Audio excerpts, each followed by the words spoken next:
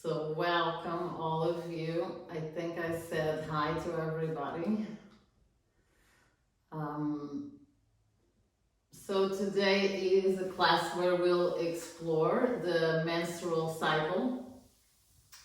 And the menstrual cycle is also a lunar cycle. So if you're not menstruating for any reason, or if that's not part of your cycle anymore, remember that you're still in essence a feminine essence, so you might not cycle around the menstrual cycle, but you cycle around the moon cycle, meaning that we all have this expansion and expansion and contraction, and we go through that process every 28 days, the same as in the moon cycle. And so the practice today is we're going to practice yoga according to each one of the cycles, each one of the phases, it's one cycle, 4 distinct phases. And so the practice today is about how do we create yoga that matches the phase of the cycle that we're in. And so I have this chart here, and I'm gonna send you this on the email. And basically, what this is like a little indication of what the different practices of yoga. Sorry, that's just somebody else chiming.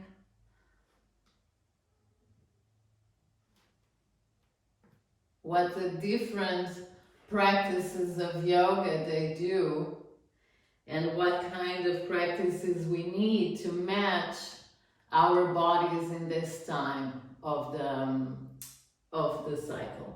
So I'm going to start by saying that a great way for us to approach this idea is that it's like we have almost 4 different bodies as in throughout the cycle.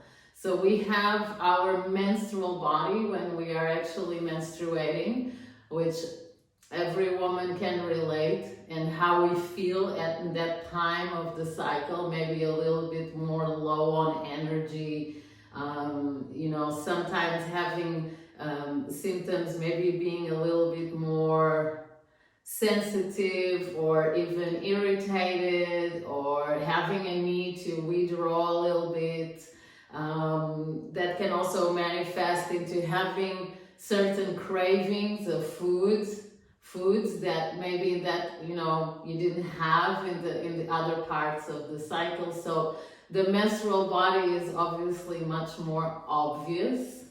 The ovulation body, on the other hand, is also quite obvious. We might feel more alert, more alive, more with need to connect with the outside, and be more into communication with other people, even just being more outwards.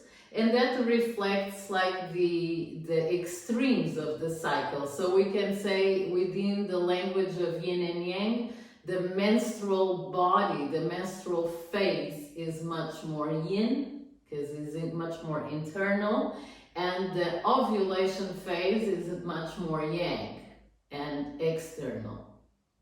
And so that is quite obvious in a way. What's not so obvious is the pre-ovulation body and the pre-menstruation body. And so our bodies, they change throughout the whole cycle because the hormones in the body also change. And so let's start with the menstrual body, yeah? So menstruation phase, ideally comes on a new moon, because it's just more easy to deal with, and the new moon is very supportive of the menstrual phase in itself. And so and this is something that it's not up to us. It's not like I can now decide that I'm going to have my menstruation on the new moon. This requires just us to adapt our lifestyle, our movement practice, even our diet to the different phases, and then at some point it sinks in with the new moon. Many women actually bleed on the full moon as well, which is a much more intense experience. So the new moon would be the ideal time to menstruate. And so in that time, like I said before, the body is much more slow. We have very not so much strength, not so much stamina, and it's, in a way, all we have to do is to respect where the body is. So maybe it's the time to give it more rest. Maybe it's the time to have a little bit more space. Maybe it's the time to observe more silence. Maybe it's the time, depending, some women, they really need to eat more in their menstrual phase, because also, you're losing blood, meaning you're losing minerals, you're losing vitamins. So might need to eat more. Some women might feel exactly the opposite. They want to, go a little bit with that flow of cleansing and detoxing the body, so they have less need of food. And the menstrual phase, or the menstrual body, is a time in the cycle that we really reset all the hormones. And then once the menstruation finishes, we go into the pre-ovulation phase, or I call it the pre-ovulation body, because I really feel the body changing as we go from phase to phase. And so in the pre-ovulation phase, there's a rise of estrogen in the body. And estrogen, in terms of yin and yang, is quite a yang hormone. So estrogen gives you power, stamina, strength. So the pre-ovulation phase, or the pre-ovulation body, is a body that requires much more in terms of lifestyle, requires much more dynamic movement. It's also a great time of the month to our minds, obviously, if the body is changing through either the hormones or even through the moon influence, then we have to adapt how we're living in that phase. So it's almost like you have 4 versions of yourself every cycle. So then that pre-ovulation phase, we need a little bit more dynamic movement. And it's a matter of harnessing the energy that it's there. And so for me, for example, that's really a time of my cycle that I do a lot of planning, either being in terms of work, or in terms of the things I want to accomplish for that cycle. It's I have a better overall vision of what I want to do once I pass my menstruation and I reset everything. And so I go into my pre-ovulation. If I rested well during the menstruation, I go into pre-ovulation and I have all that energy, all that stamina. So I try to harness the best that I can so that the rest of the cycle flows well. And so in terms of practices, and that's what we'll do today. We'll do like 4 different types of practices. And so I would say that the practices in that time are really about strength building.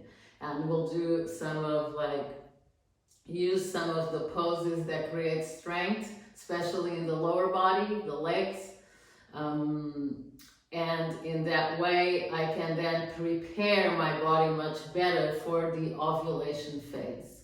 And so the ovulation phase, so I go from the pre-ovulation into the ovulation being quite, like I said before, quite external, more need for connection, more need for interaction as well.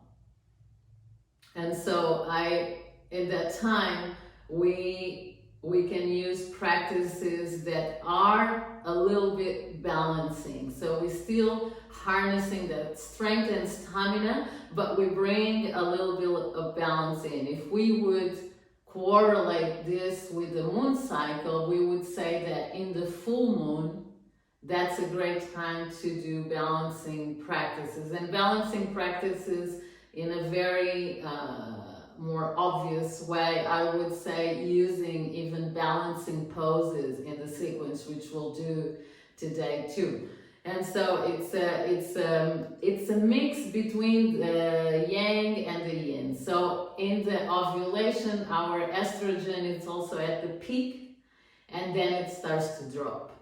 And so when it starts to drop, another hormone, which is progesterone, starts to rise. And progesterone is much more yin.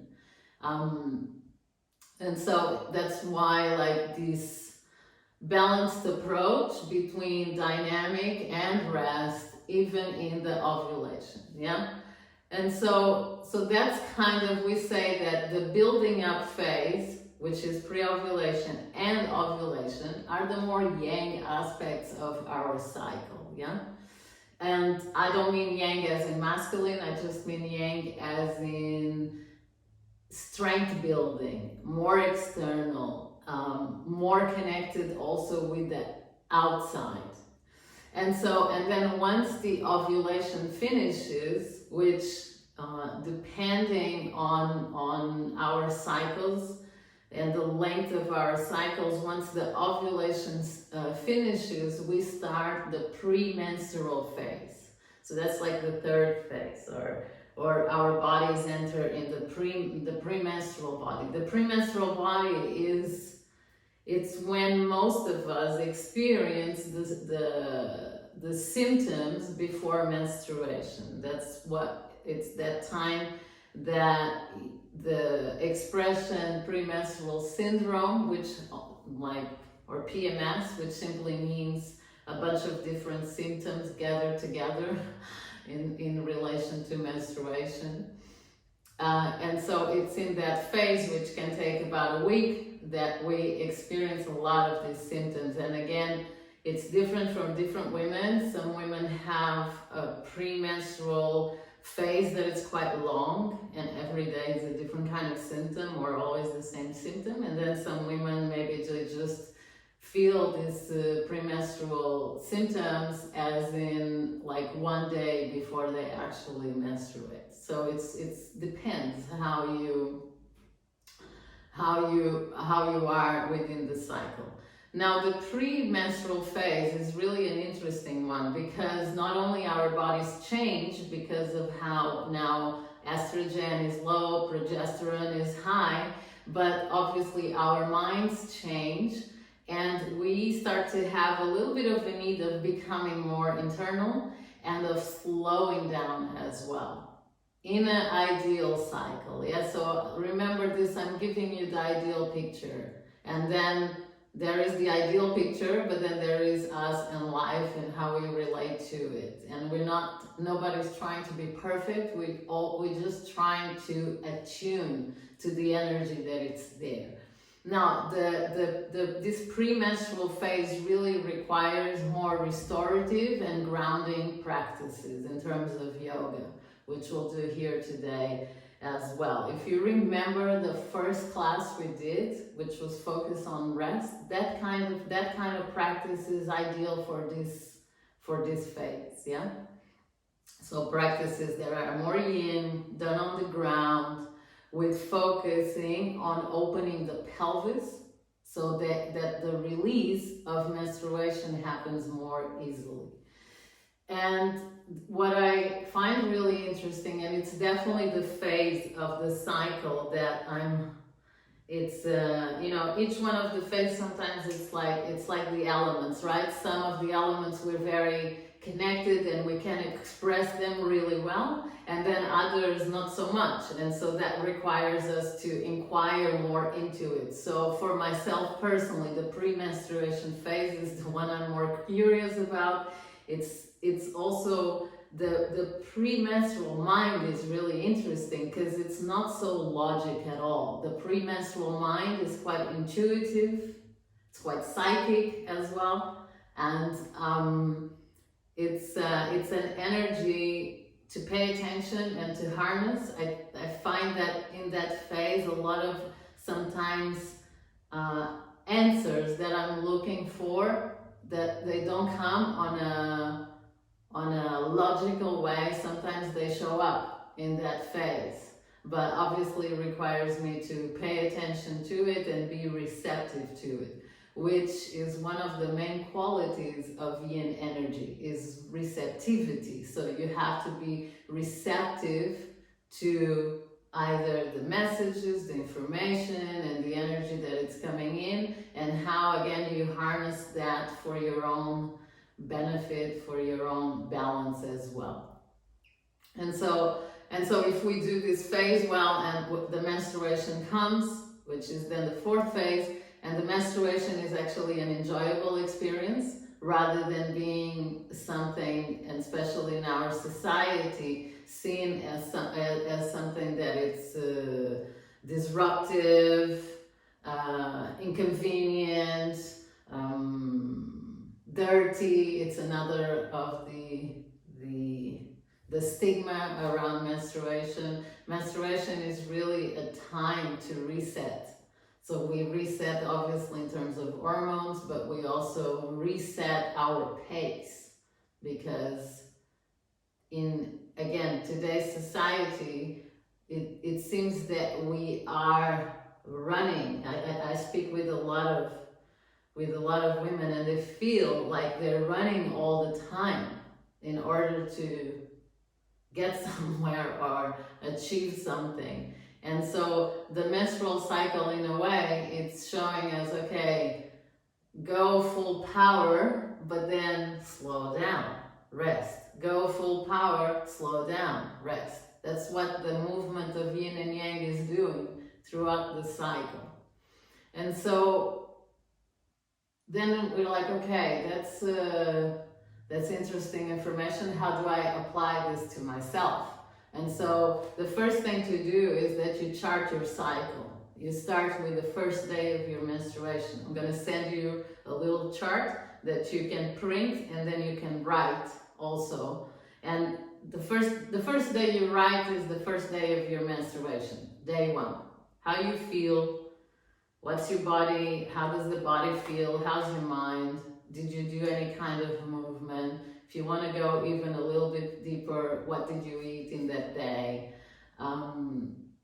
So like writing down these things. Nowadays there's also like apps that do that for you. I'm really into the writing and the journaling, because for me, just the fact that I slow down and write it down, it's already a ritual in itself. So I like to do, but you might not like to do that. Then I'll send you also the app that it's even FDA approved, so it really helps you to track like your temperature, like when you're ovulating, when you're not ovulating. It's very helpful in terms if you want to conceive or if you don't want to conceive. So in order to keep track of your cycle. What I find that it's important in this day and age as a woman is really the tracking of the cycle. Independently if you menstruate or not. It's about knowing that your energy as a woman is not a linear thing, and it's not constant as well. You go through, we go like this, and we go in circles as well. We don't go in a linear line, which is a much more masculine type of energy. Our energy is much more circular, and I feel that the quicker we get onto that realization, the better we're going to harness energy for ourselves and obviously for everything that we do, so that we can experience more vitality and less tiredness. And that's one of the reasons why I started this series on the subject of rest. It's like the rest is the reset. The rest is the menstrual body. And then from then on, we build until right after ovulation, and then we need to start resting again. And with that, I mean, obviously life goes on. You still have to go to work, you still have your family to take care, you still have your home and your community. But in the time that you need rest, maybe don't give it 110% like we normally do. Like just give it 50 and it will be okay. And so that is the idea behind this circular way of looking into the menstrual cycle.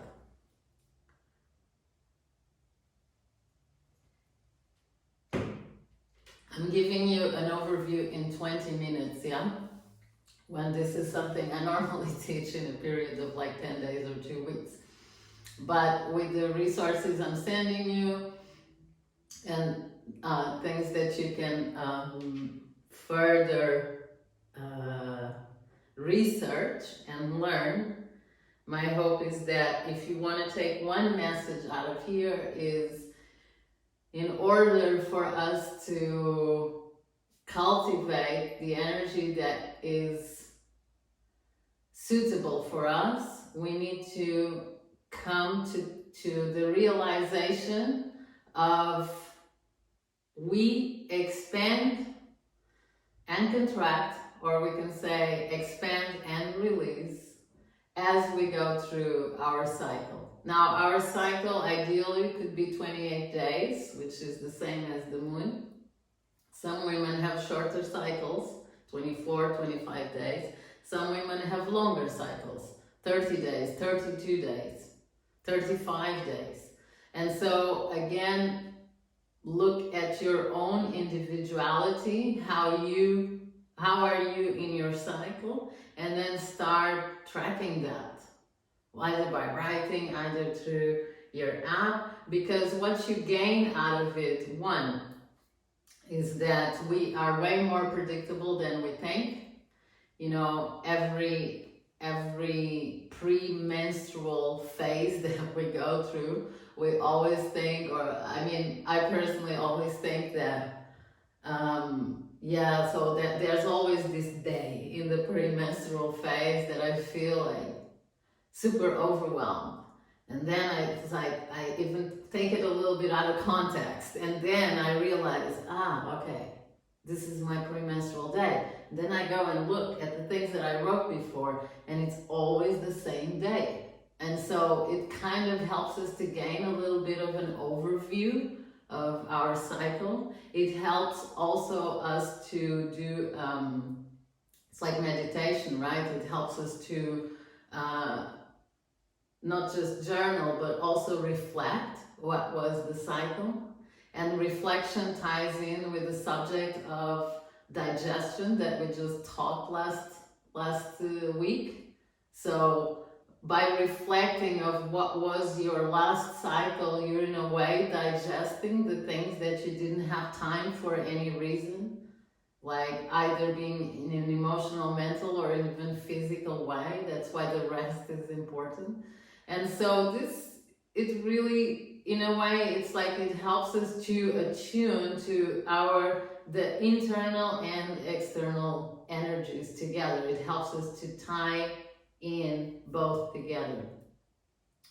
And I feel that creates more vitality as well. One of the reasons why I feel that there are so many PMS problems in women, it's that change from the yang to the yin energy we don't do so well. Most of us, we go yang all the way through the cycle. We never really get to do a switch into, okay, my body is now changing from an ovulation body into a premenstruation body, and therefore I need to slow down. So it's important that we start incorporating this, and especially, why do I talk about this in this context? Because of yoga teaching and teaching women that we don't have to do the same yoga practice all the way through the cycle. That's not how it works for us. And if you see certain styles of yoga that emphasize on that, always practice, same sequence. This was always practices done by men and taught to men, which is not at all what we need. We need different practices according to the different phases that we are.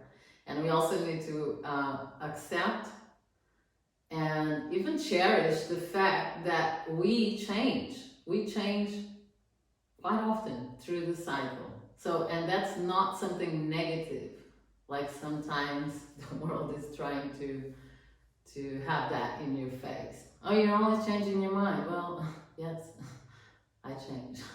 My body changes, so that's fine. And so adapting our yoga practice to it, adapting our lifestyle would just translate into more health, more vitality, more energy, and that is balanced with rest. That is balanced with slowing down. So, if you can unmute your microphones now, I'm going to take the opportunity that our group is a little bit small and I can hear from you a little bit, where you can tell me first if you know where in the cycle you are, and just in like 2-3 words explain how that feels, or share with us without how that feels. Let's start, Karen, let's start with you. Can you hear me? Yes. Okay. So, I've been using this one. I'm not sure if it's The moon calendar, yeah. Yeah, it's the moon calendar. I've been using it for the last 5 years, I think. I think since we did the training. And it's every month that you get a chart. Yeah. I've been using it for, when I get emotional and things like when my period starts, and it's been really, really helpful. And so which phase are you now? And so I am at this point, I am in the pre-ovulation. And can you tell us the quality of that pre-ovulation body that you're experiencing? Like what you said, it's I feel pretty energized, and I also have the need, which I didn't reflect on before, but now you said it makes a lot of sense. Like the planning, I make so much plans around this period that So I feel, and also I just wake up a little lighter during this period and with a little more energy. Yeah. All right. Yeah. Right. So you're already in tune with what we're saying. That's great. Thank you. Yeah. Magdalena. So I actually took my calendar, but I think right now I am in premenstrual phase, because I noticed I go quite a lot to the forest, to the mountain, and I feel quite a lot. I get lots of answers. I'm quite intuitive, and even my partner said yesterday, "Oh, it's coming." He already feels that, I somehow already take myself back. I take more time for myself, and it feels good. I feel a little bit sad. He told me yesterday, "Oh, are you depressed?" No, I'm not depressed. And, to be honest with you, it pissed me off. Sorry for my French, but I have right to feel like that. And I feel actually happy. Yeah. But other people see me different, and I observe. Yeah, sometimes, that temporary feeling of sadness can also just mean like you're feeling your emotions, and you are feeling it from an internal place. And to the outside, that might feel depressed. But to you, it's maybe just it's again a little bit the digestive time of that happens a lot in premenstruation. Yeah. And what I also noticed, I'm more motherly to my son, and it feels good. I Mm, enjoy it. mm, And I'm more quiet. And he even had an accident on Friday. So I was really quick. I did my best, but I was on. yeah, And yeah, it felt good. I did my best to sort of rescue him and take care of him. It was very motherly. yeah. Thank you. Thank you. Alison. Yeah, I would probably say that I'm premenstrual, but my menstrual cycle is quite varied these days. Yeah, I think it's probably down to age now. So I think my periods aren't as regular as they used to be. So what I find now is that I think I'm going to have a period, and then I don't have one until that month. I seem to sort of have one every other month now. yeah.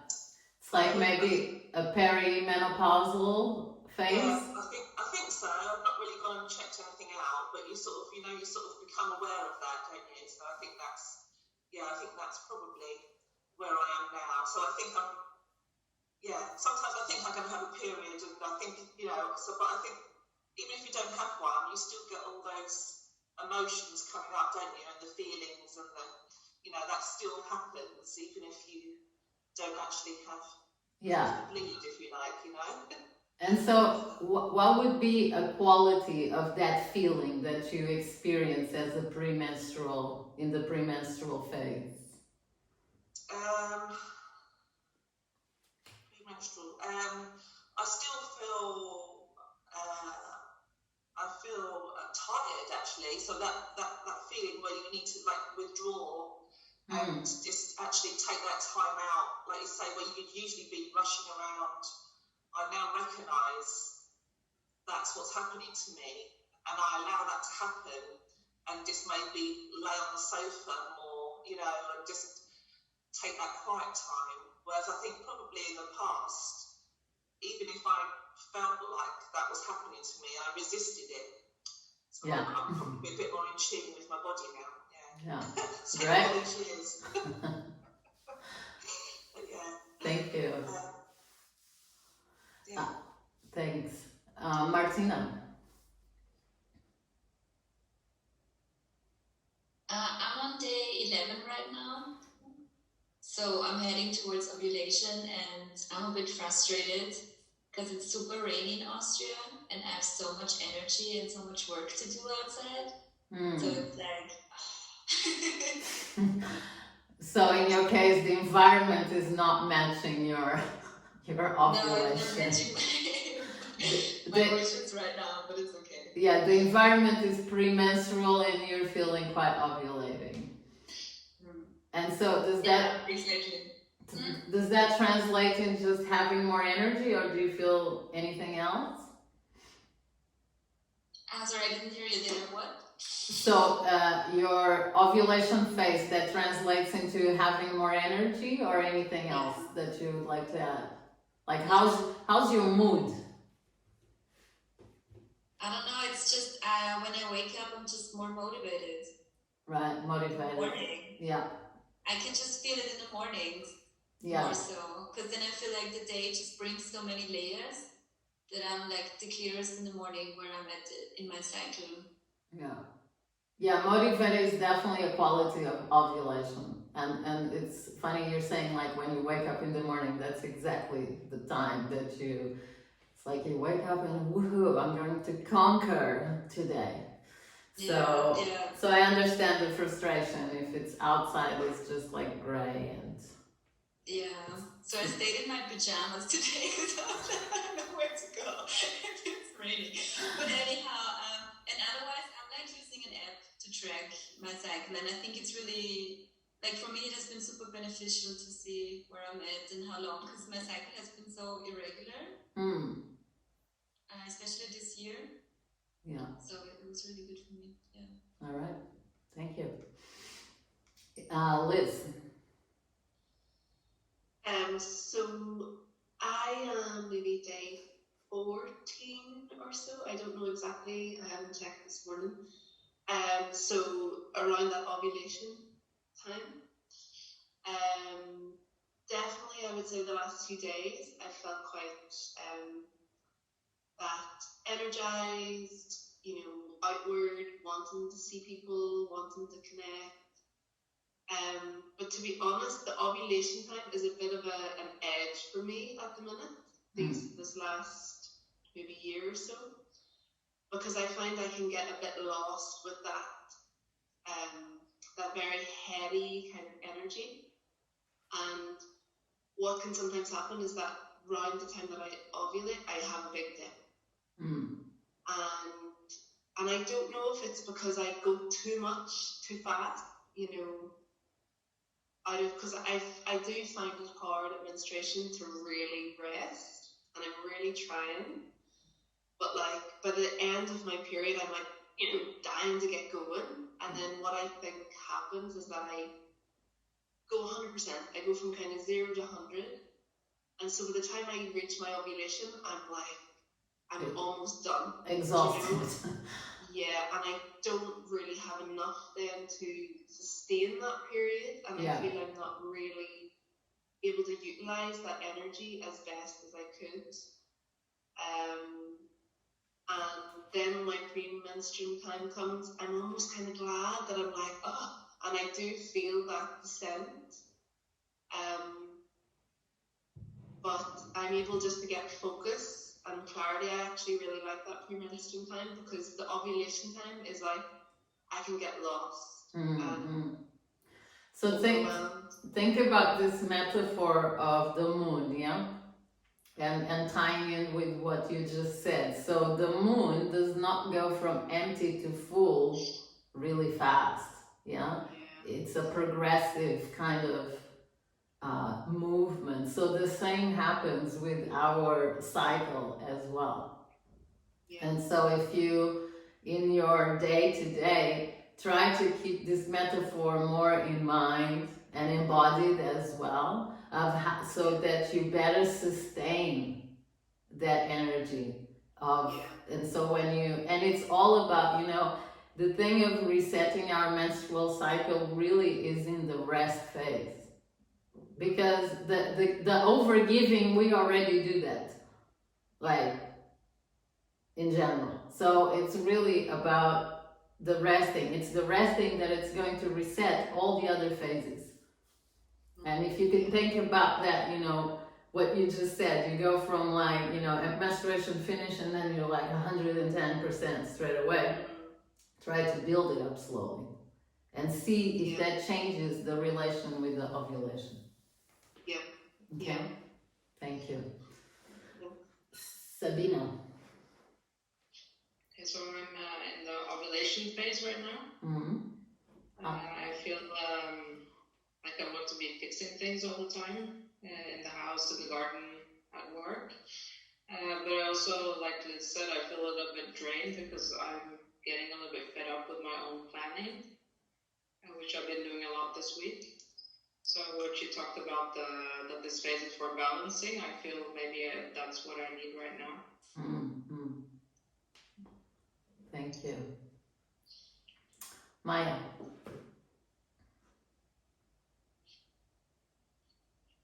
Third day of my menstruation. Okay. I'm really, and this time I am really taking time to rest, actually, since quite a while.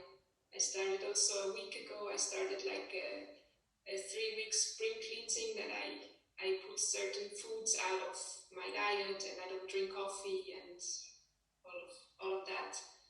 So it really came together now, this drop of like still the not coffee and everything. So I got very tired, and then the menstruation came. But it feels nice to give space to it. Like I really do sleep a lot. I just lay down on the sofa in the middle of the day, and I just drop away and sleep, or I sleep a lot in the night. And I haven't allowed it for a long time, so it feels really, really necessary. Yeah. I think that is something for most women to come to peace with, is that rest is not a negative thing. There's a little stigma somehow. It must be through this modern way of living or urban way of living that I know women that they feel guilty when they take a nap in the middle of the day. And that's like, we need to kind of start erasing that stigma. If you take a nap, it's because your body needs to. So just follow. And, you know, taking a nap or taking a rest or taking a break sometimes doesn't, you know, restoring energy, it's like sleep is a very quick way of doing it, but there's other ways of doing it as well. Sometimes, you know, putting your phone off, or, you know, not being in demand, not like being always at what other people need from us. And so just taking like half an hour to focus, okay, what do you need? It's a rest practice in itself. So I'm glad to hear that you're doing that, and I know you're quite busy with 2 little kids as well, so congratulations on that. Thank you. Thanks. And Monica? I'm just at the beginning of pre-menstruation, so just after ovulation, and I really feel also the need already. This morning was also snowing. Normally it's not snowing at this time of the year, but we had snow, and it's the same feeling with this cozy thing to be at home, to just be. And I also feel starts the need to just slow down also in eating. I eat slower and I enjoy it more. So it's like little things that I feel the need to let the things happening outside and just calm down a bit. And I feel this moment's really strong, that I feel much more happy, or the contentment comes back on another way. And for me, that's a real nice feeling to, from nothing, I feel more happy. Right. Great. That's a great description of a premenstrual phase. Thank you. Christina? So I am pre-ovulation, and I definitely feel the energy rising and everything that comes along. I think ever since I tracked my cycle, which has been like the last year, 1.5 years, something like that, I've realized how much I'm actually going up, like how much I am having this cyclic thing that I never was aware of before. And the more I realize, the more I live it somehow. And I think for me the challenge is that it's actually not so much my challenge, it's the challenge for my family to deal with it, because it's like really, really intense, can be intense. But at the same time, I feel good because I'm more me. Yeah. But then what I feel that sometimes I still have this very much young approach, which I had for many years in my life about anything, so that I'm like, okay, I'm for example premenstrual, I have to get my rest. So if somehow it doesn't work out with my family, with my son, whatever, then I get totally stressed over it. So that's my main challenge, to work on just accepting where I am, right? Like I have to flow, I have my needs, but sometimes I still have to adapt to my family. Yeah, that's the idea of the flow, right? It's like we have these different phases, but they flow from one into other, and then those phases are in interaction with the environment. Is a little bit what Martina was saying with, okay, I feel like full power, but then it's like rainy and gray outside. So we have 2 options. It's like when the outside does not reflect that, we can either like crush into it, which creates a lot of like stress, or accept and flow with what's there. And maybe in that one cycle you don't get the rest that you need, but maybe the next one you will.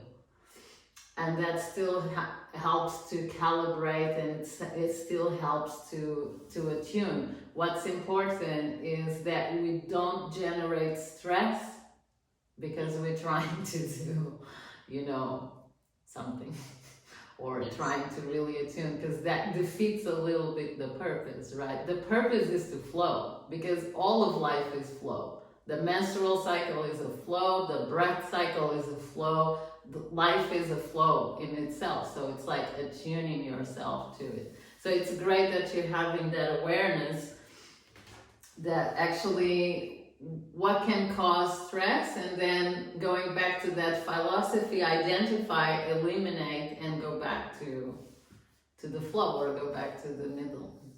Yes, and I think in the end it's like, now I'm 39, right? And I'm thinking, why is this not taught to every teenage girl? This should be on the school schedule, right? I know. I get that question a lot. Yeah. And Yeah. it's interesting to just keep working with it. I think it's it's a journey. Yes, thank you. Gina.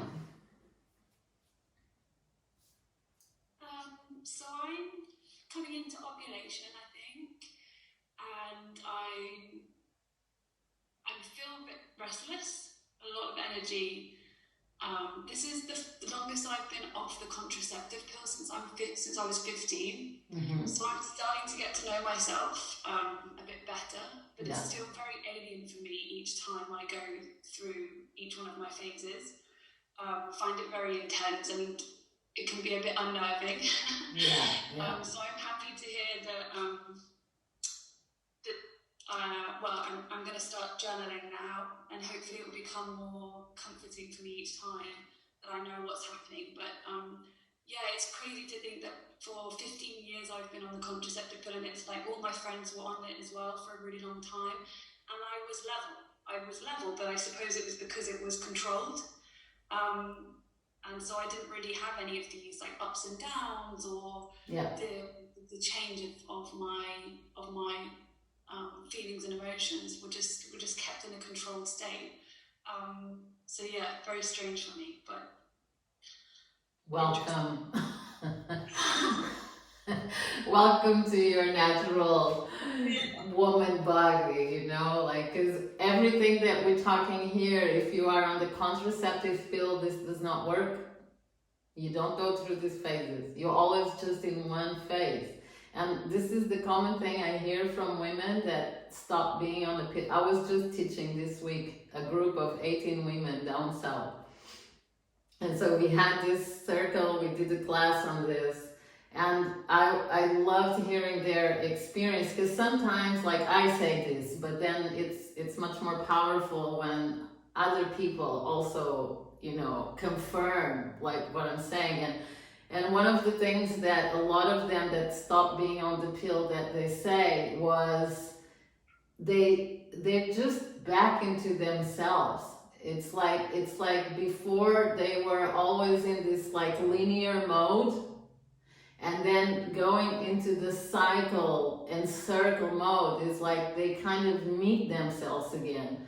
Because I feel like it's like if you don't go through this cycle or these phases, and you don't know the different 4 bodies and the different 4 minds and emotions that we go through the cycle, you're always just in one mode. It means that most of the time you're just operating from your head. It's like you know, think of your body, and especially the hormonal system, as it's a communication system within the body. And so it's like you're shutting off the communication system, and you're just putting an artificial one to run your life, basically.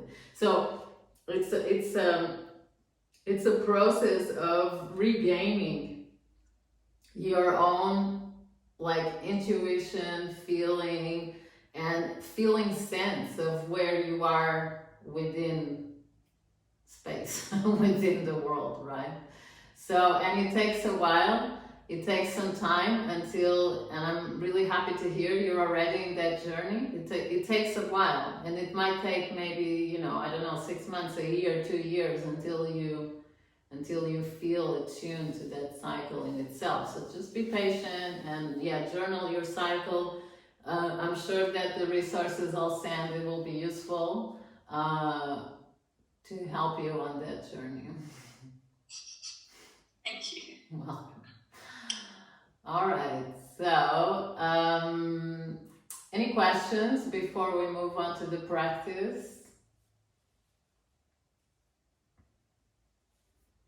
Okay, so what I'll do in this practice is I'll do a short little practice for each one of the phases, and then you can, let's say you are in your premenstrual phase, then you can, when you go throughout the week, when you're doing your own practices, you can use that as like the, let's say the theme or like the main part, and then expand from that, maybe add some poses. So if we're doing the premenstrual phase, and I'll be doing some pelvic opening yin style. So then if you want to expand that phase, that practice, you add more of those pelvic opening yin type poses, and then you'll have a much broader sequence. In reality, in order to connect to, in terms of yoga practice now, we would be doing, one practice for each. And that's something that later on during the year, I'm going to put another series online, and it will be focused just on the menstrual cycle. So unfolding this into 4 different types of practices. For today, I want to give you kind of the summary of each one of them, and then you can expand that into into a more broad practice. So let's just come to the mat. Just give me 2 minutes.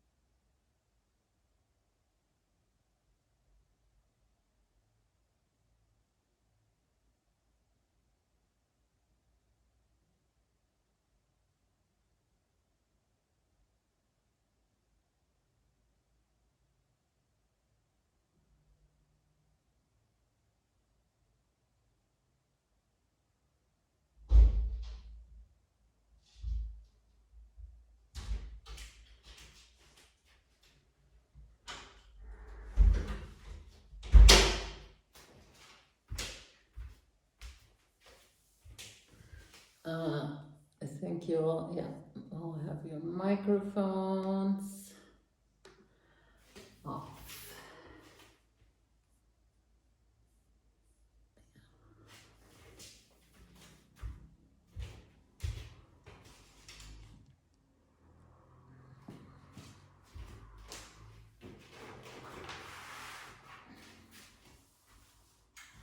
We're going to start in Tadasana.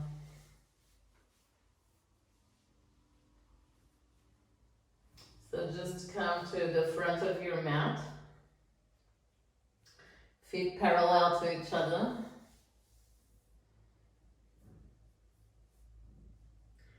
Grounding the 4 corners of the feet, drawing the energy from the earth into your thighs, from your thighs into the pelvis, from the pelvis into the chest,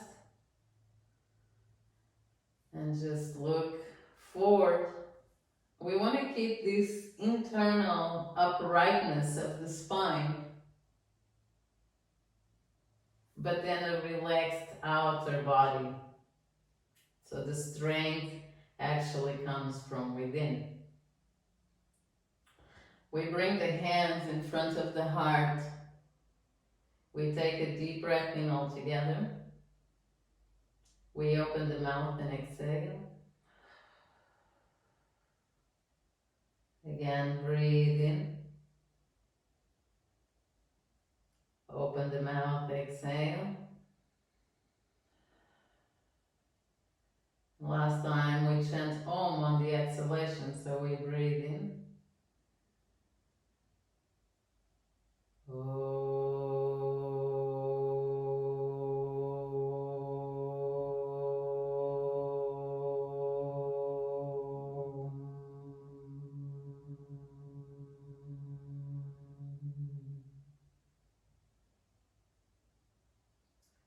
Gently open your eyes, look into your hands directly.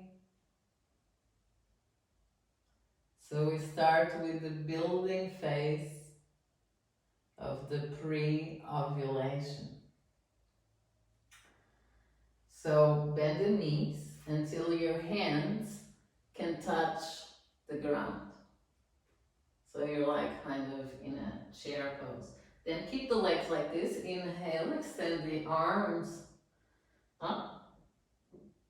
Press the heels strongly down, the big toes strongly down. Inhale here, exhale, forward bend. Inhale, forward. And exhale to release. Inhale, bring the right leg all the way back. And exhale into downward facing dog. Inhale, come into a plank pose. And exhale, knees, chest, and chin down. Inhale, cobra pose. So the knees stay on the ground, open the chest. And then exhale into downward dog.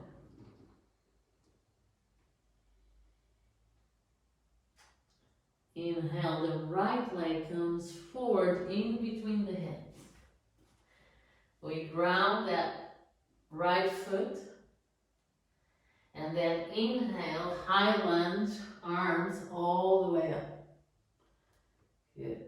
Now, drop the weight of your body to the lower body and keep the spine upright but relaxed, same as we did in Tadasana.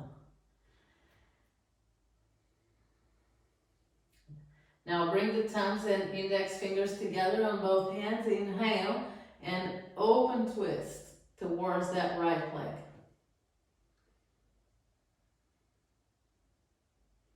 Strong legs.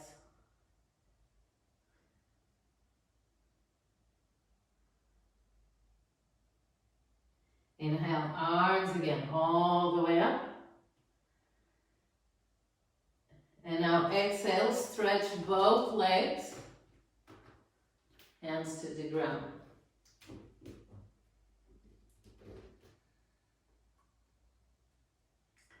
Deep breath. So you're like in a Parshvakonasana variation. And then inhale, bend that right knee. And exhale, step the left leg forward. With bent knees, the hands are on the ground just like how we started. Keep the legs bent in this chair shape. Inhale, bring the arms up. Deep breaths here. And then inhale, press the heels, stretch the legs. And exhale, release the arms to the side. Bend the knees. Again. Touch the fingertips on the ground.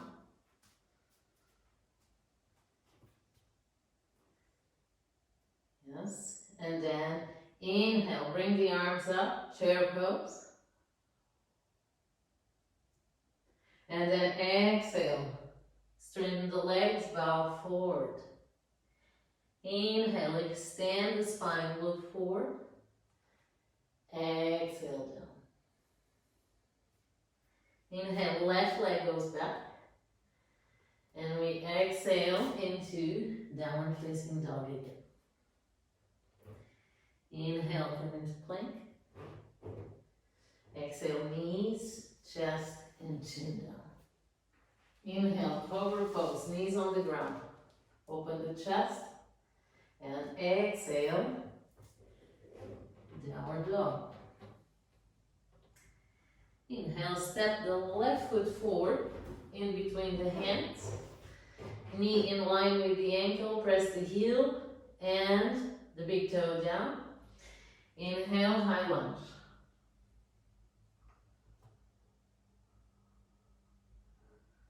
Good. So high lunge, drop down, strong legs. So the focus on the pre-menstruation is like building poses that build strength from the foundation all the way up. And then inhale here, open twist towards the left side. Extend the arms, thumbs and index fingers together.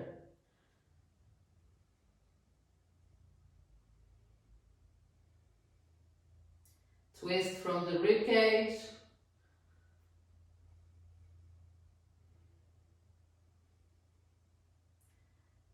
And then inhale, arms all the way up again. And then exhale, lower down. Keep that, now stretch both of the legs. And come into this variation of Parsva Konasana.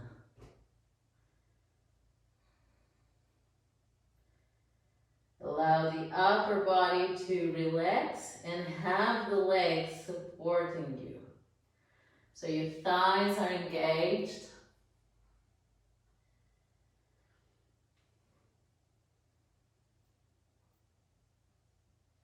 And then inhale, bend the left knee and step the right leg forward. Keep both of the knees bent. Your hands are on the ground. And then inhale, just stretch the arms all the way up. Lift the torso. Heels, big toes pressing strongly down.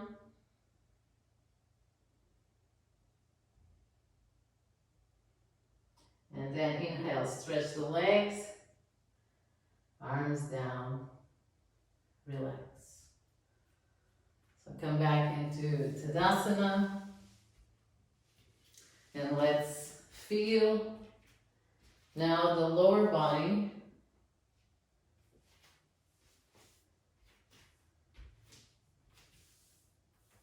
And the activation on the lower body.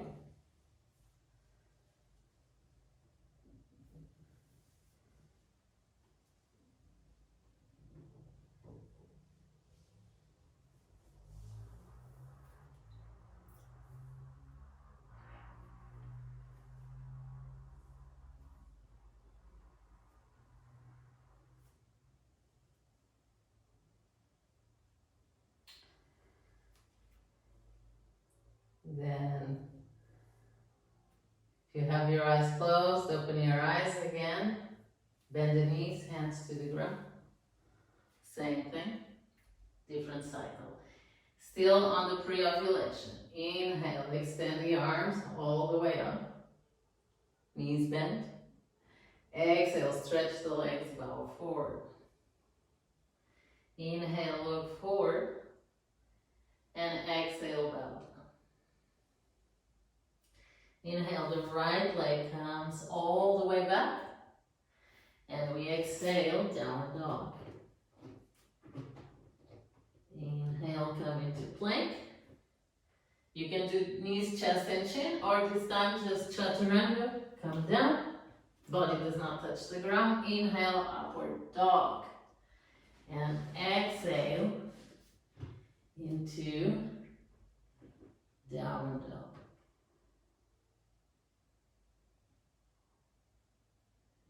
Inhale, the right leg steps in between the hands forward again.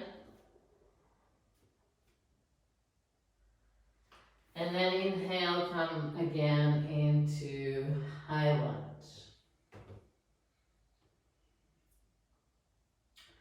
This time we bring the hands together in front of the heart, and then we turn and we hook our left elbow on the outside of the thumb, and if possible, we thumb and index fingers together, we open the arms up, left arm down, right arm up, adding the twisting action, which is very beneficial for the liver too in this phase. If possible, you look towards the right hand. If that takes your balance away, just look to the side.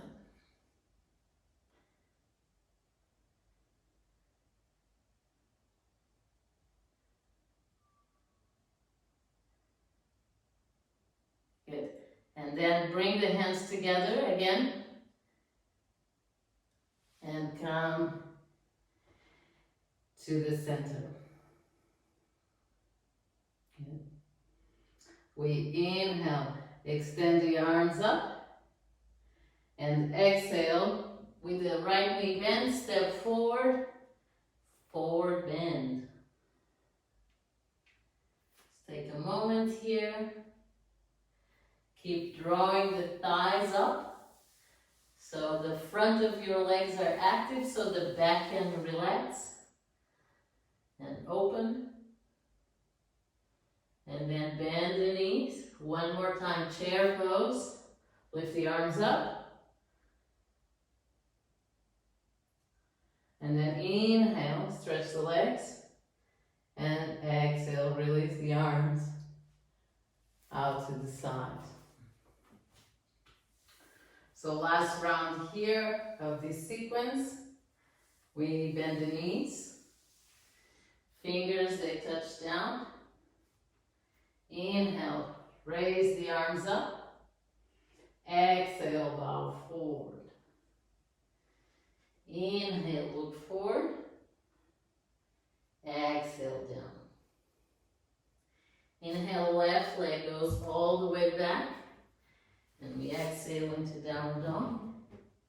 Inhale, come into plank. Either knees, chest and chin, or chaturanga. Inhale, rise up. Upward dog. Exhale, down dog. We inhale to step the left foot in between the hands.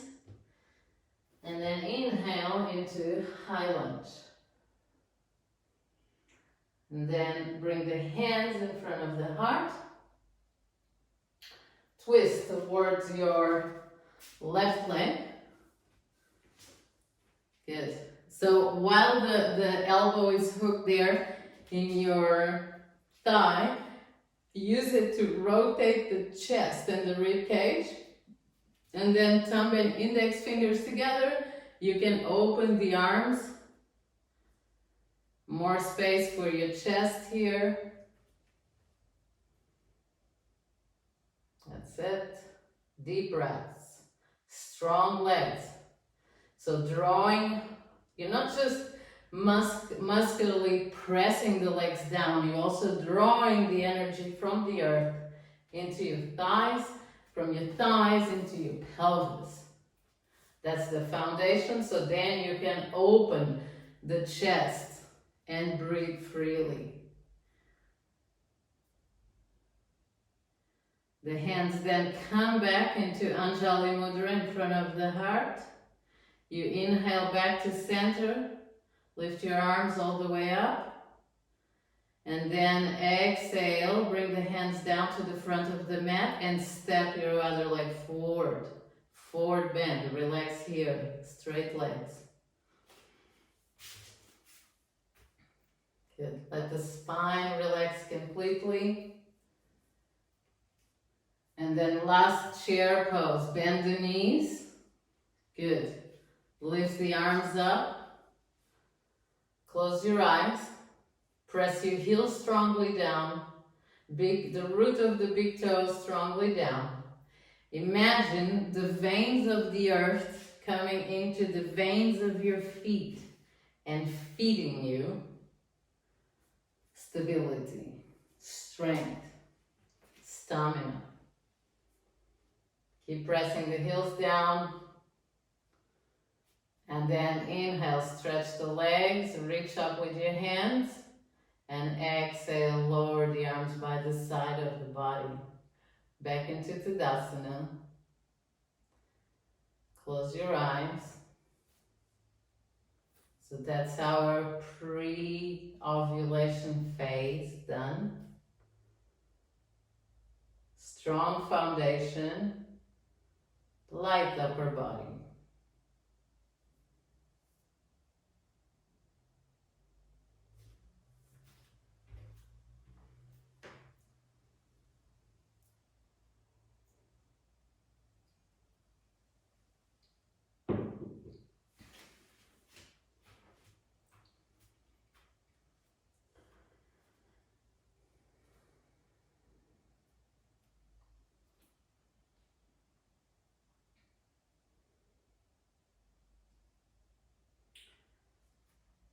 Hands, they come together in front of the heart. We take a look at our hands. We're going to inhale, extend the arms up, follow the hands, a gentle standing back bend here. And then exhale, bow all the way down. Straight legs this time. Inhale, look forward. And exhale to release down. Inhale, the right leg comes all the way back. And we exhale into down dog again. We inhale into a plank pose. And then exhale, chaturanga, all the way down to the belly. Inhale, legs grounded. We inhale, look forward, gentle cobra. Exhale, release. Building up kidney energy. Inhale, looking forward. Exhale, release. Last one. Inhale, looking forward. Tuck in your toes. Exhale, come back into plank. And then from here, turn towards the side. So you're turning into your left hand and press the right arm all the way up. Good. Now, if you can, so the right foot is in front of the left foot, and then if you can, take that right knee towards your chest.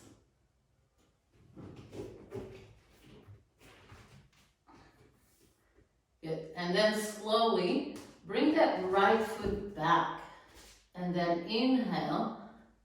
Wild thing pose. Lift the pelvis.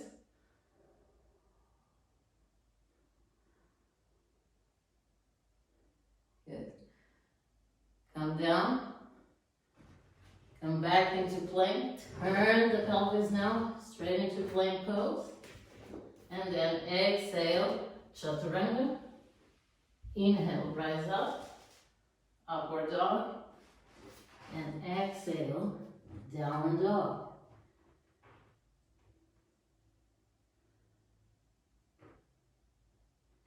Now inhale, step the right leg all the way up, and exhale, forward. Good. Now we're going to do a little balancing pose. So we ground that right leg and right foot. If we can come from here into balancing on that right leg. And then hold the ankle at the back. For now, we're just going to keep the knee down and the thighs parallel. Good. Now use this to open your chest. So elbows towards each other at the back. Open the chest.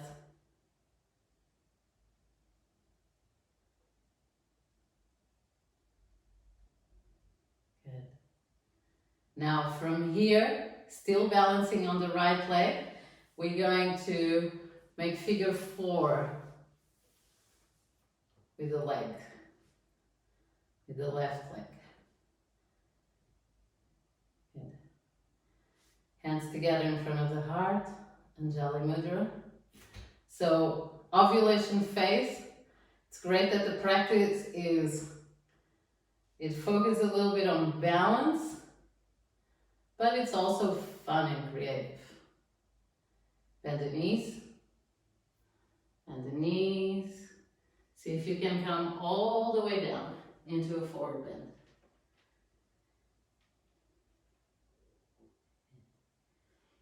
And then, while you're in a forward bend, release the foot to the ground, full forward bend.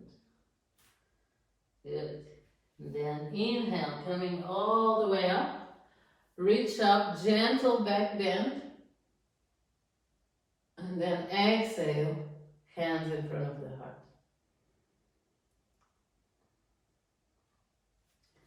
Okay, that was a little bit of a long sequence. Let's do the other side. So hands in front of the heart. Inhale, stretch the arms all the way up, gentle back bend. Exhale, come all the way down. Inhale, look forward. And exhale, relax down. Inhale, the left leg comes all the way back. And then the right leg into down dog. Inhale to plank. And exhale, come all the way down to the belly. And then inhale 3 times. We look forward, strong legs. Look forward, meaning baby cobra. Exhale down. Inhale up. Exhale down. Last one. Inhale up, tucking the toes, come into plank pose. Turn towards the right. So the left foot is in front of the right foot. And then see if you can bend the left knee, bring it closer to you. And then bring that left foot back. Right leg stays strong and stretched. Come into the wild thing. So a gentle back bend here.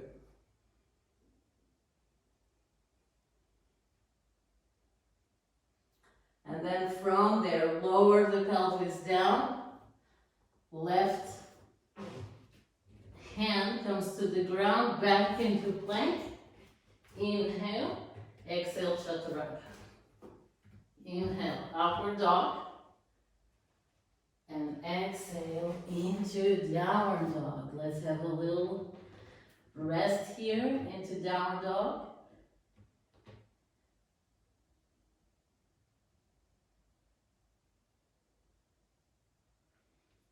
And then this time the left leg comes all the way up as we inhale.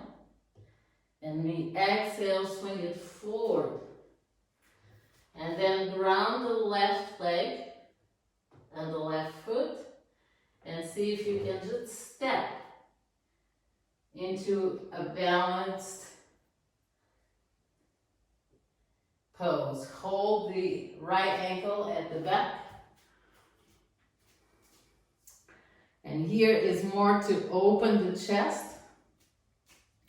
So squeeze the elbows together. Open the chest.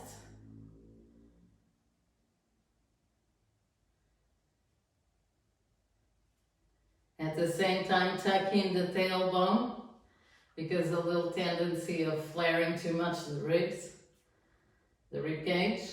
So tuck in the tailbone, isolating the openness of the chest and more upper back. And then from here, still balancing on the left leg, figure 4 with the right leg, hands in front of the heart, Anjali Mudra. Flex your right foot as well. And then inhale here, exhale. See if you can come down into forward bend. You might need to bend that left knee into a chair-like pose.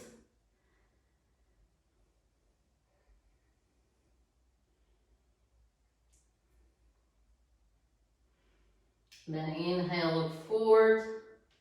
Drop the right foot into the ground. Exhale, forward bend.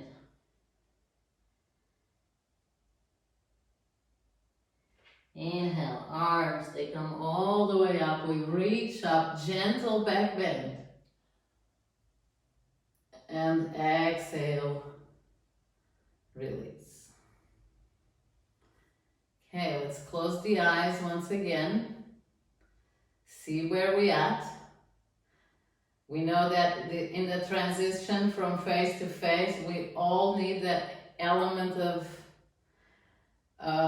earthing and grounding. So that's why we always rest in between, not just in between phases, but in between poses too. It's very helpful for us to, in order to build strength and stamina, that we take pauses, take breaks. Same when you exercise. We don't really exercise in the same way that men do, which is again very linear. It's like we do a little bit and then we rest, and then we recover, and then we do a little bit more, and then we rest and recover. And that's how we build energy, rather than going all the way too fast. We're definitely not the fast and furious kind of species. So let's honor that. Last pose here for the ovulation phase. We're gonna do dancer. So let's start. Dancer is has all the elements that are great for the ovulation. So Natarajasana, which is like strength, balance, a little bit of back bend, which means we also open the heart and chest. So like this kind of poses, they really sum up the ovulation phase so well. And it's also creative and fun kind of pose. So we start with balancing on the right leg. And we bend the knee like we had before. So with the knee pointing down, flex the left foot, open the front here of the left thigh. So that's the first stage of the pose. You tuck in the tailbone, and then this time you bring the right arm all the way up, thumb and index finger together. And I want you to think of the movement as a seesaw. So as the left leg is going up, at the same pace and rate, the torso bows down. And then you continue to lift that left knee up. Good. And keep lowering the torso down. That's it, ladies. Doing great. Beautiful. Keep opening the chest. Find that same feeling we were doing before. We were drawing the elbows together in order to open the chest. Last few breaths in the pose. Keep working with it. You know, balance is never a fixed point. It's always moving. Great, and then slowly, slowly, first come up into neutral. So you're still holding your foot, you're bringing the knees parallel and the thighs parallel, lower the hand, and then lower the foot. Good. Now circle the right ankle. One direction, and then the other direction.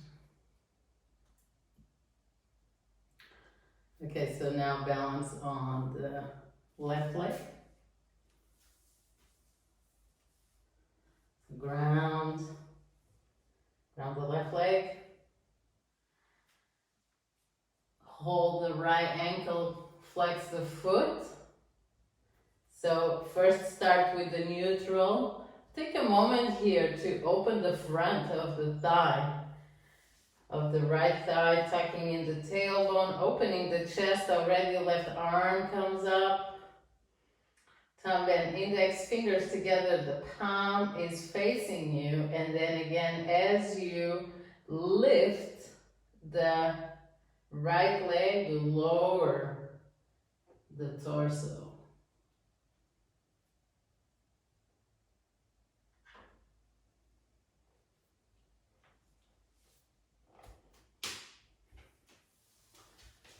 Beautiful. So keep on working in opening your chest. Feel yourself grounded, powerful, open, and balance all at the same time, all in the same pose. That's often how we feel when we are ovulating. So just a few more breaths here.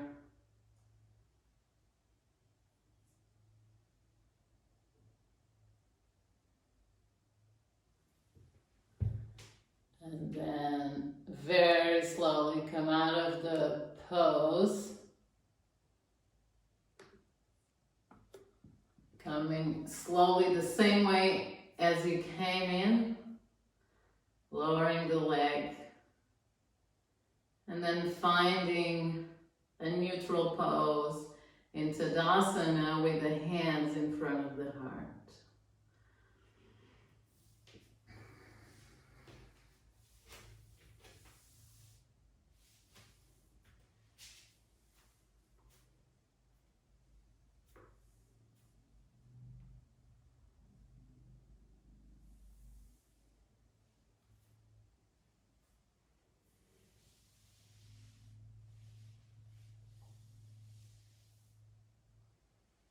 Right.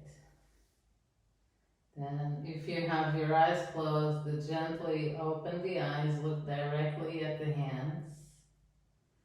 As we now make transition into the premenstrual phase. So we inhale, follow the hands, reach up, gentle back bend once again. And then exhale, come all the way down.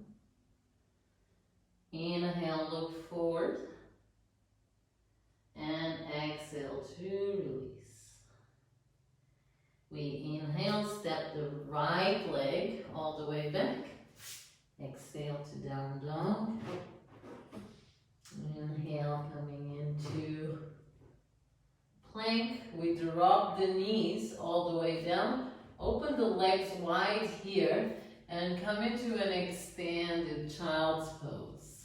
Arms forward, the chest is open. We drop the forehead on the ground.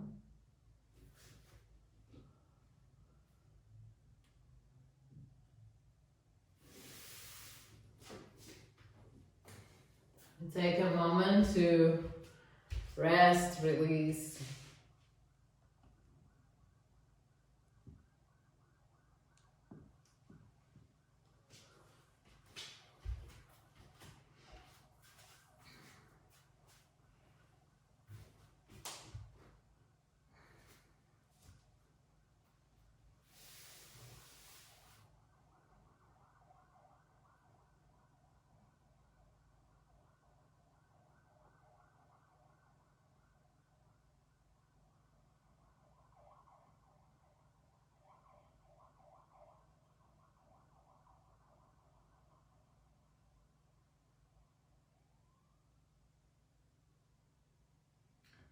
And then inhale, just the torso comes up. We come into all fours. We cross the ankles at the back and we sit all the way back.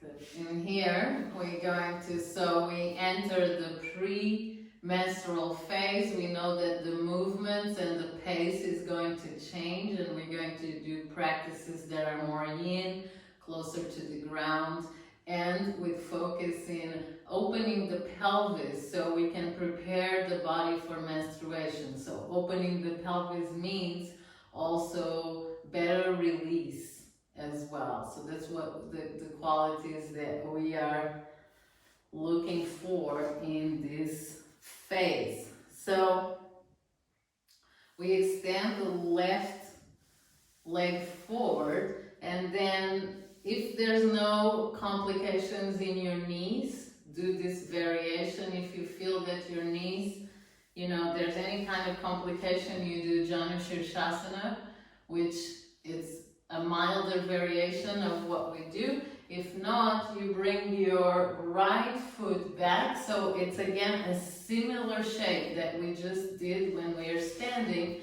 Just the difference this time is that we are going to open up the knee in the same line as the pelvis here. The right foot is like you're flexing your right foot. Flexing the right foot meaning always protecting the knee. And then fingertips on either side of the left leg. We inhale to lift the torso, and then we exhale to bow forward. And to start with, this pose might feel awkward, but it's a great opening here of not just the pelvis, but on a meridian level, we're starting to connect here with the liver meridian.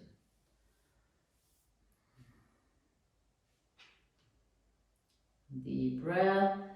At the same time, every forward bend, you know that especially if you studied with us, on a meridian level, we're also working with the urinary bladder, one of the water meridians connected with the nervous system. So this starts to promote a more calming experience for the body, creating a calmer environment. Internal environment.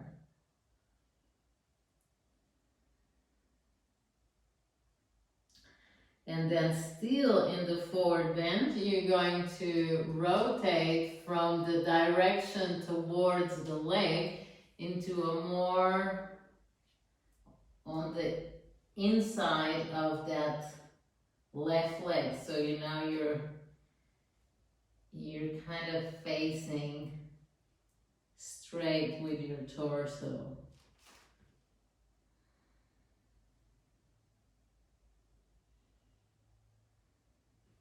If you have a little block, you can always use it for your forehead here. And then turn the palms up so you can fully relax. Nothing to engage.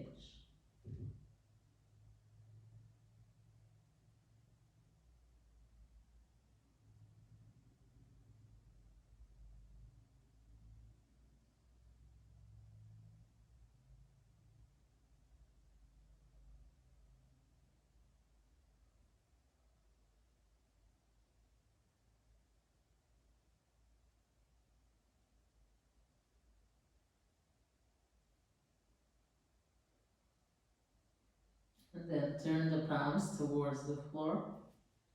Inhale to rise up.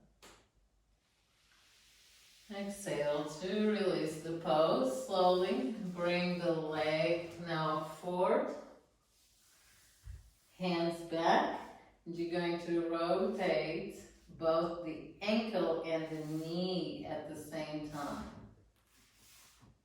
So just to give it a little release.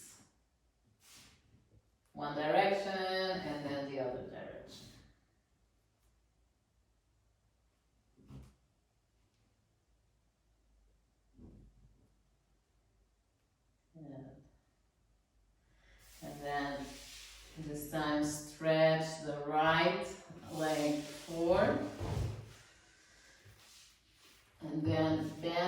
left knee, foot comes back, and then we open out to the side.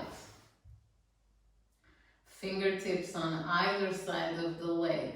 So there's an aspect of twisting here when we do this first variation of the pose. So the torso comes towards the right leg. We inhale to open the chest, and then exhale to release down.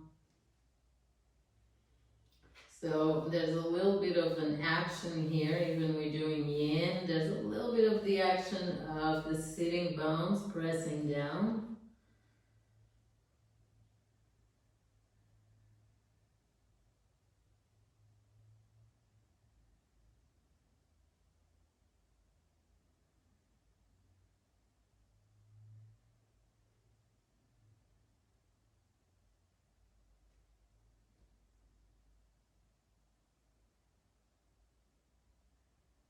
Starting to slow down the pace, slow down the breath.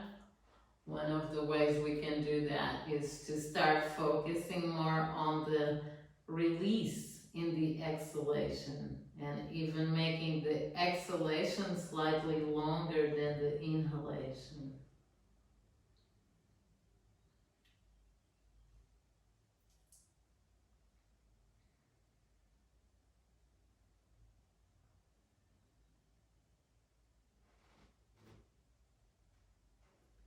And then still on a forward bend, now rotate your spine into a more straight position, right in the middle of the legs. Then you bow forward, you can use your block if you need to. And more in this variation, you really start feeling the liver meridian activation. And if you don't feel it here, you probably will feel it in the next pose. So just continue the breath work that you've been doing and the release.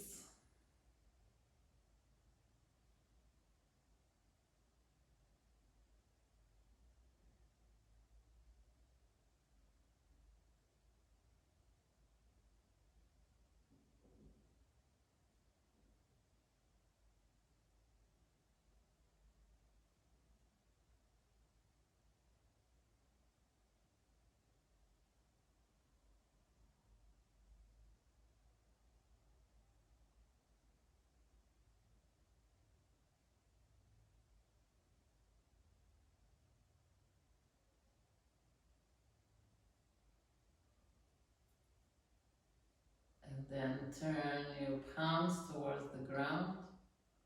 Push yourself slowly up. And then bring your left leg forward.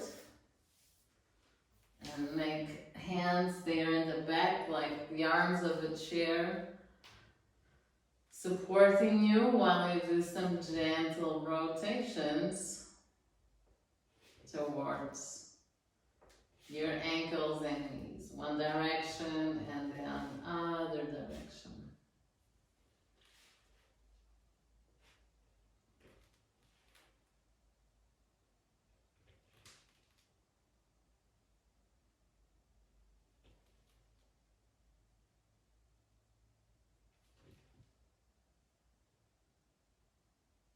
Right.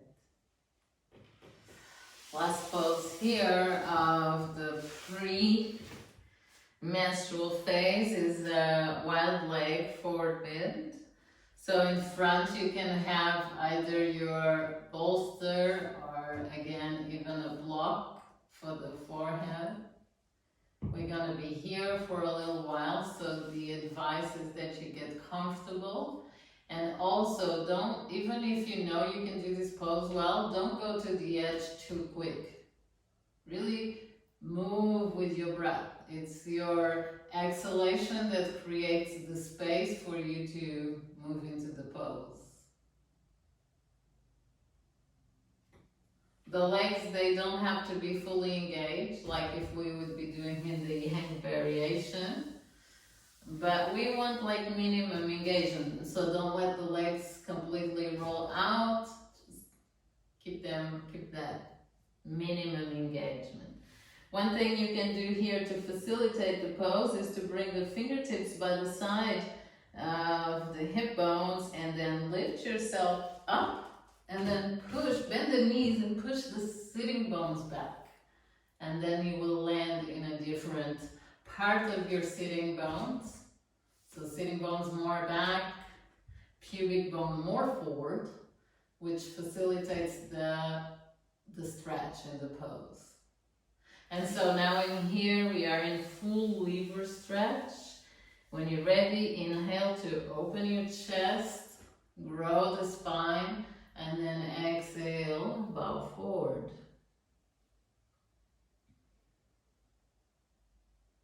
Deep breaths.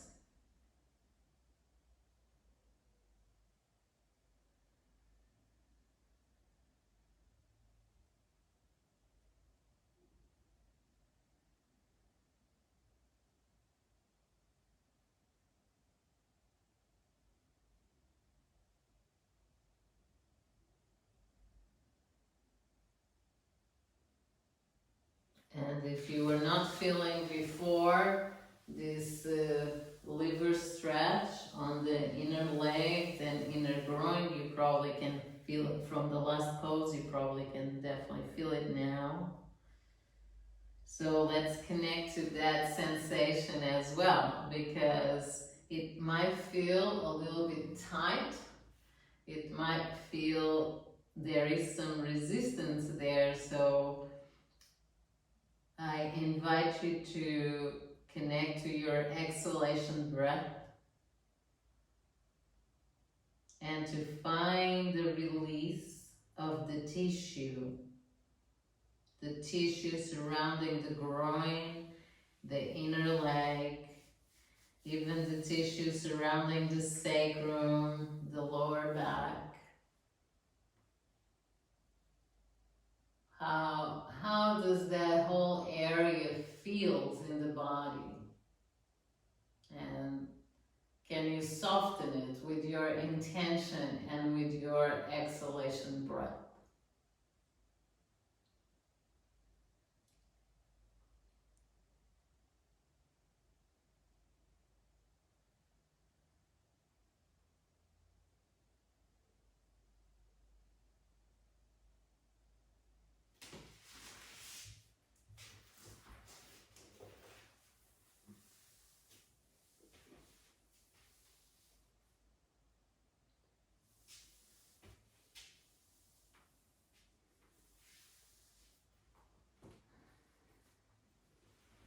As we are here in the premenstrual phase, it's also when we start to kind of feel more sensitive with ourselves. So we also invite some gentleness into our practice. We invite some acceptance of where we are in our bodies and what is the energy available to us. So even if you don't have much energy in this phase, what can you do with that energy?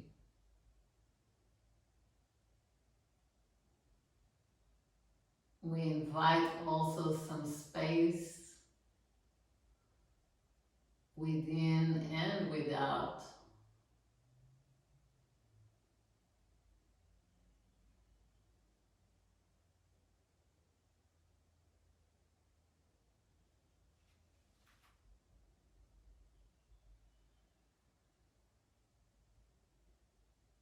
So it's definitely a great phase to work on acceptance as well, acceptance of where we are.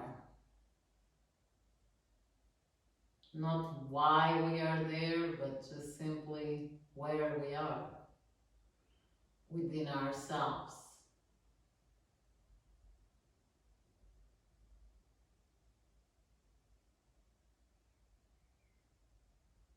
last minute in the pose. Let your whole torso go and relax. Even if you have to curve the spine here a little bit, that's fine. Just let the pose go completely in. Let the legs fall out to the side. And just be in the pose. There's nowhere to go, nothing to achieve.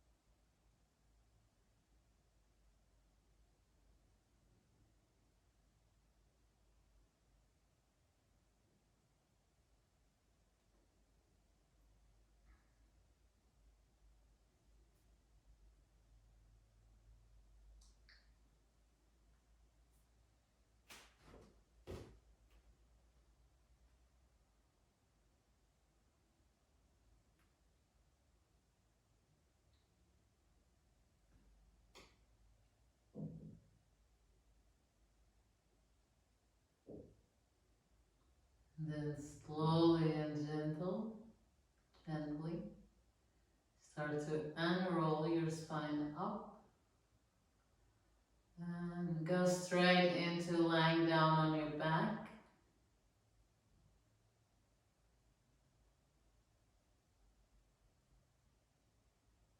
And then bring your knees together, bend the knees and bring them together, but keep the feet wide on your yoga mat. So feet as wide as the yoga mat, knees together. The hands now, they come onto the lower belly.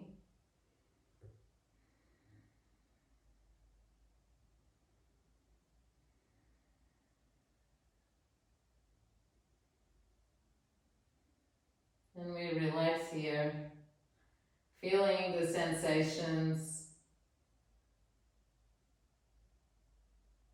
without any judgment or expectation, just feeling what's there to feel.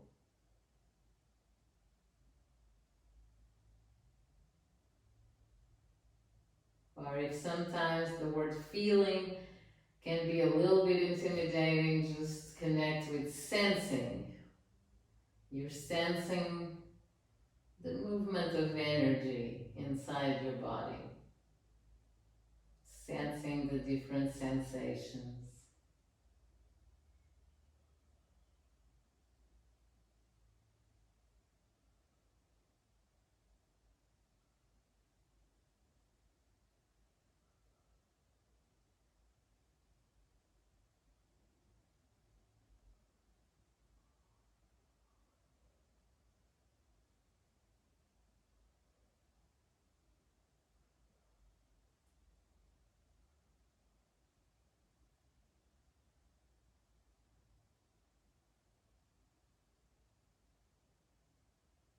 And we slowly enter the menstrual phase,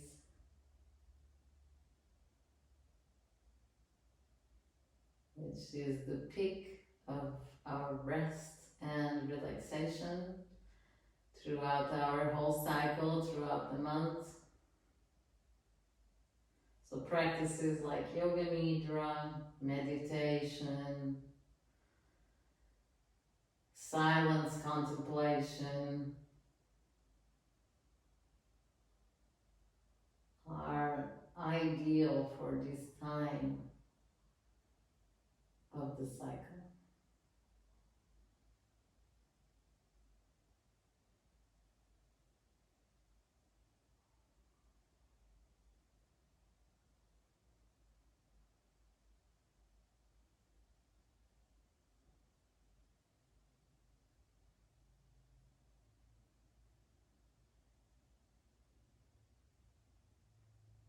So your hands that are on the belly, you now interlock the fingers. Just place them behind the head to take the hands out of the way, and then open your knees wide, so your feet are wide, your knees are wide, and you're just gonna circle the knees from side to side, so your knees go to the right, you look to the left, and then exhale to center, and then knees to the left, look through the right, Exhale to center, and like this really slow, like if you would be moving underwater, you just move from side to side. Even movements, even flow.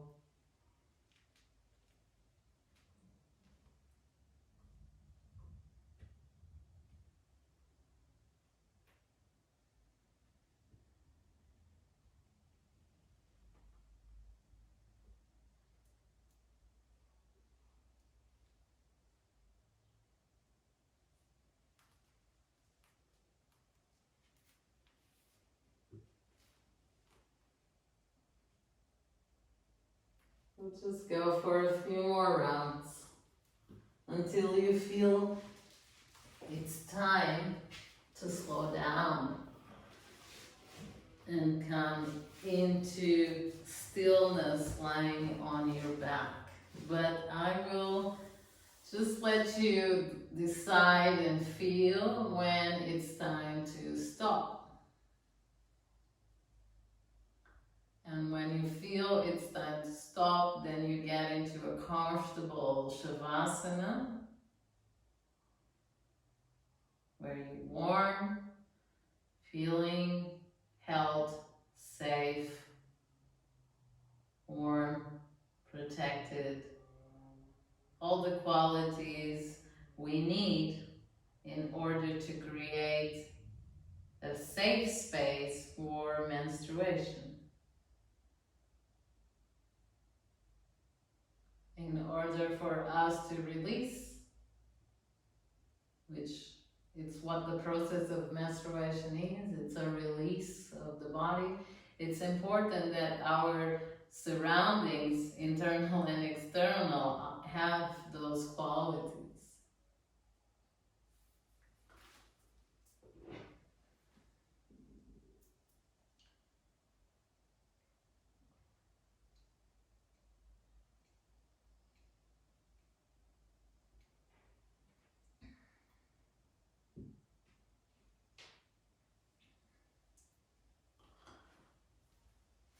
And once you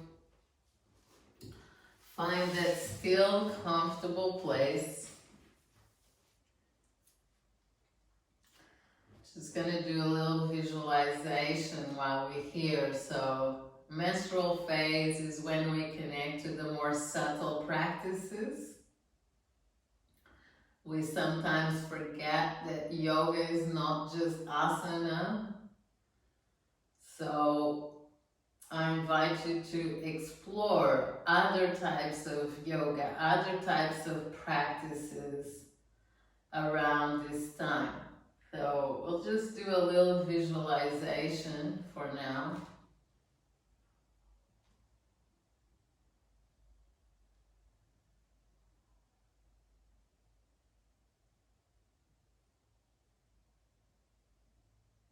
You start by sensing the ground where you're being held and supported in this position.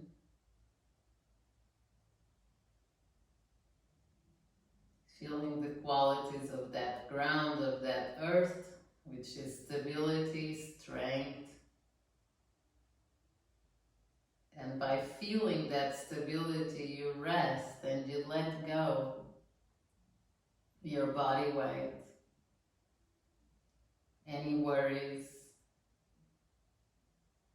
any tensions,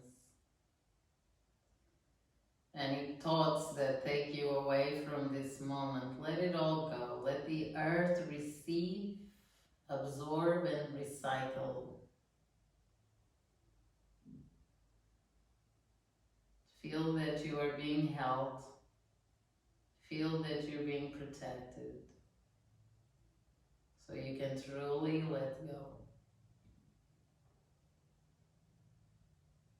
So that's the energy that comes from below.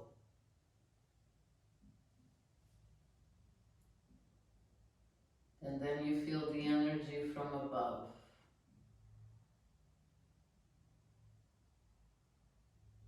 And the energy from above is a bright white light that starts to enter your body through the soles of your feet.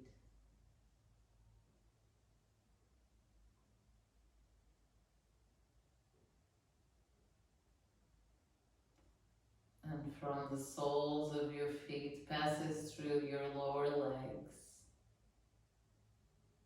rejuvenating every cell, every vein, every drop of blood, clearing everything, moving now through the knees and into the thighs. A bright, white, sparkling light.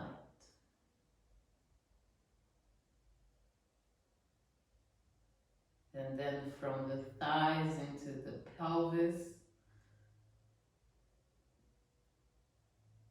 penetrating all your organs, lower organs, your womb, your sacrum, the base of your spine, clearing everything. Clearing any heaviness, any stagnation around this area. Clearing any feeling of not being held and safe.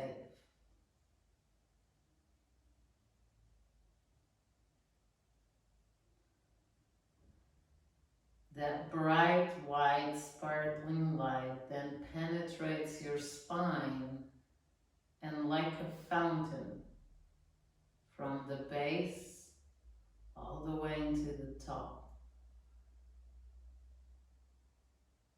Crown of the head. The bright, sparkling white light regulates and clears all the nervous system, taking away any tension, any stress.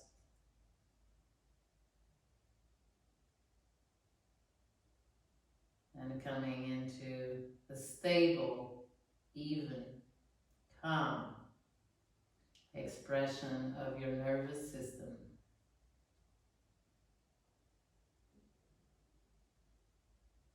And again, visualizing the fountain of this bright white light on the crown of the head. The light showers your whole body.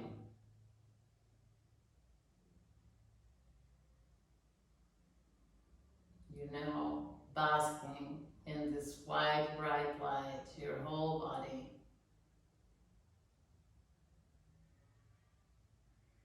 Springing from the crown of the head all the way down to your feet,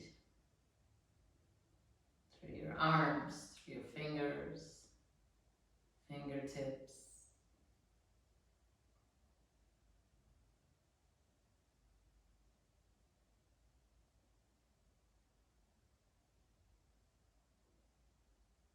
And once you've taken that shower, that energetic shower, you bring and concentrate that bright white light into the point between the eyebrows.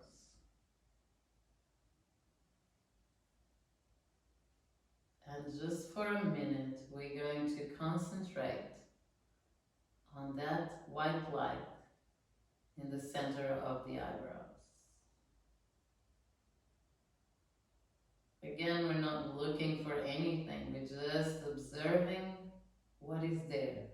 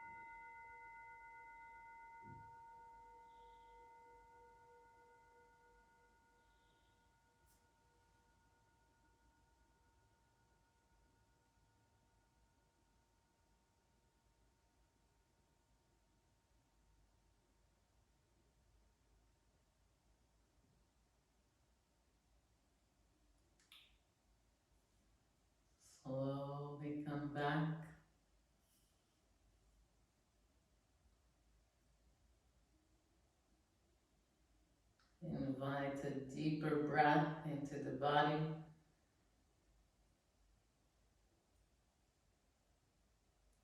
Stretch your arms over the head.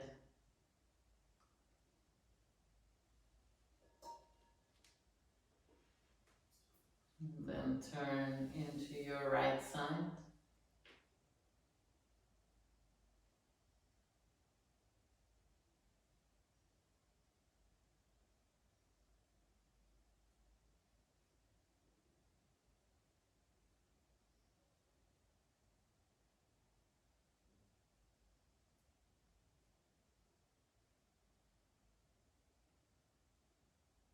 And then when you're ready, you can, in your own timing, really take your time.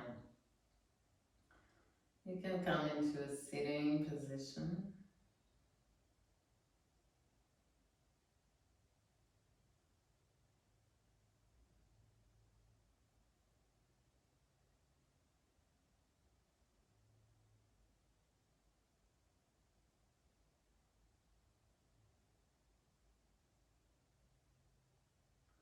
In our sitting position, we bring the thumbs and the index fingers together one more time, and we bring the palms facing down.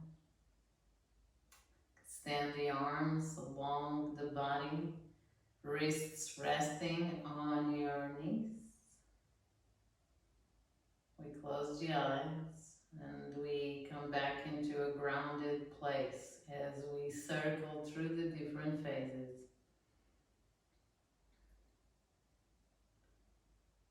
We find ourselves again at the reset point.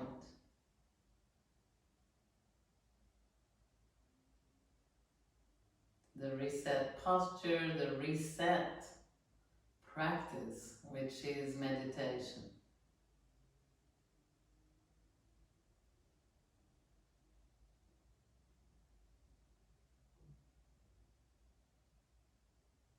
And now individually, each one of us, we honor the phase that we are right now. Sensing its qualities and how it's showing up for us in our day-to-day.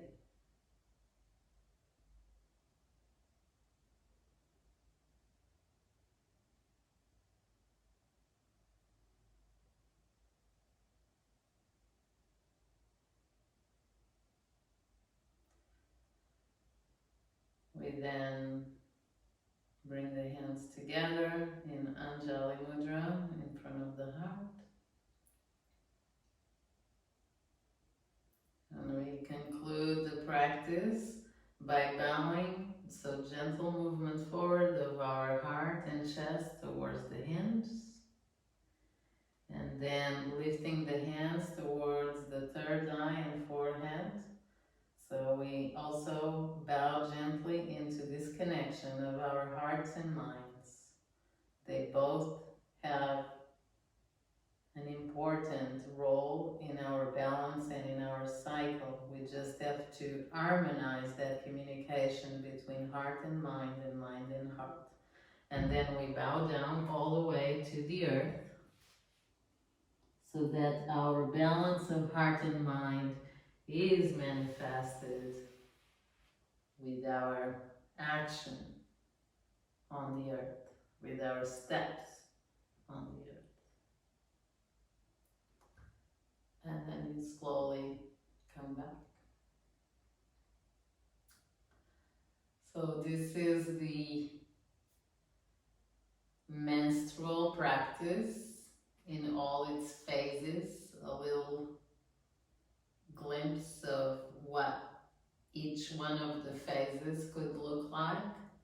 So now what I invite you to do for this coming week is, according to the phase that you are, you're going to practice that style or that approach of yoga towards that phase. So if you are menstruating for this coming week, it's a great time to do meditations, visualizations, pranayama, gentle pranayama, or just simply rest.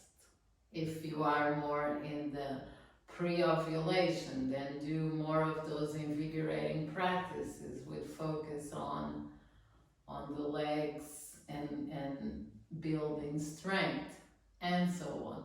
So just honor the phase that you are by designing your own practice, and then use the resources I'll send you this week in order to make it more and more personalized for you and more useful for you as well.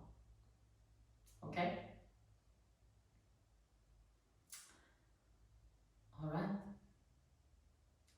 Thank you very much for showing up on a Sunday again.